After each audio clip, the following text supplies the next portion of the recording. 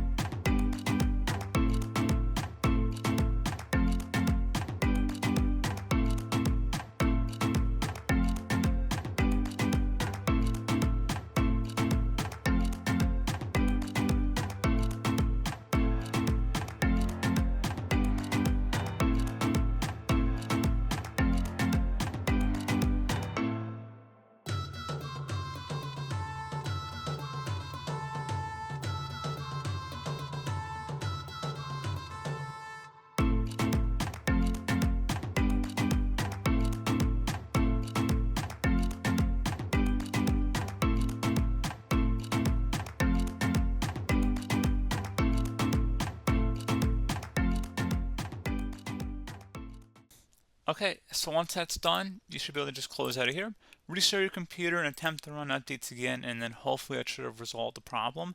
If that's still not working, you can try opening up the magnify icon down in the taskbar, and you want to search for CMD.